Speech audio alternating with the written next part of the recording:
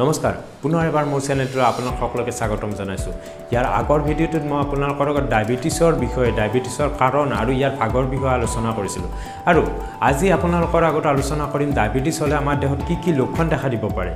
আৰু ডায়াবেটিছৰ ফলত আমাৰ দেহত পিছলৈ কি অসুবিধা সৃষ্টি কৰিব পাৰে ডায়াবেটিছ আমি কেনেকৈ কন্ট্ৰোল কৰি ৰাখিব পাৰো তাৰ বিষয়ে সকলোবিলাক কথা আজি এই ভিডিঅ'টোত মই আলোচনা কৰিম ডায়াবেটিক ৰোগী এজনৰ ক্ষেত্ৰত বহুত কেইটা লক্ষণ দেখা দিব পাৰে তাৰ ভিতৰত প্ৰধান কেইটামান লক্ষণ হ'ল ডায়াবেটিক ৰোগীজনৰ সঘনাই প্ৰস্ৰাৱ লাগে সঘনাই প্ৰস্ৰাৱ লগাৰ ফলত কি হয় দেহৰ পৰা বহুত পৰিমাণে পানী ওলাই যায় যাৰ ফলত কি হয় ৰোগীজনৰ ক্ষেত্ৰত ৰোগীজনৰ বহুত পৰিমাণে পিয়াহ লাগি থাকিব পাৰে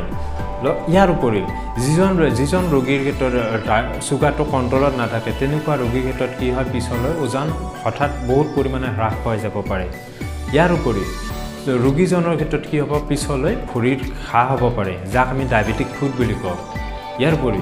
যিজন ৰোগীৰ চুগাৰৰ পৰিমাণ অতিকৈ বেছি থাকে তেনেকুৱা ৰোগীৰ মুখৰ পৰা এটা মিঠা গুণ ওলাই থাকিব পাৰে ইয়াৰ উপৰি ডায়াবেটিক ৰোগীৰ ক্ষেত্ৰত কি হয় মাংসপেশীবিলাক শুকাই যাব ধৰে ফলত কি হয় গাঁঠিবিলাকৰ বিষ আৰম্ভ হয় লগতে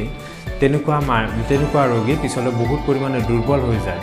এনেকুৱা বহুত কেইটা লক্ষণ ডায়াবেটিক ৰোগী এজনৰ ক্ষেত্ৰত দেখা দিব পাৰে এজন ডায়াবেটিক ৰোগীৰ ক্ষেত্ৰত যিজন ৰোগীৰ ক্ষেত্ৰত চুগাৰৰ পৰিমাণ বহুত পৰিমাণে হাই থাকে পাছলৈ গৈ কি হ'ব পাৰে তেনেকুৱা ৰোগীৰ ক্ষেত্ৰত হাৰ্টৰ অসুখ বা প্ৰেছাৰ বাঢ়ি গৈ ষ্ট্ৰোক বা কিডনিৰ বেমাৰ তেনেকুৱা ডাঙৰ বেমাৰ হোৱাৰ চান্স বাঢ়ি গৈ থাকে ইয়াৰ লগতে কি হয় নাৰ্ভৰ সমস্যা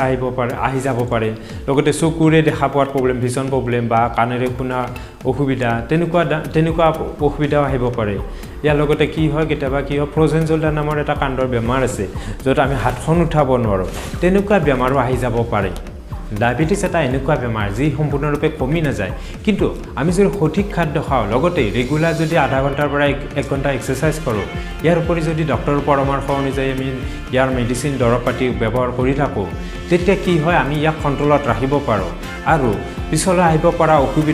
অসুবিধাবোৰ আমি বাধা দি ৰাখিব পাৰোঁ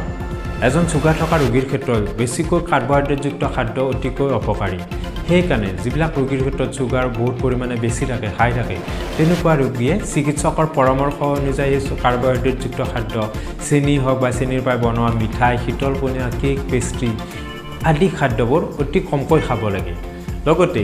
বগা ভাত বা ব্ৰেড তেনেকুৱা খাদ্যবিলাকো চিকিৎসকৰ পৰামৰ্শ মতে খাব লাগে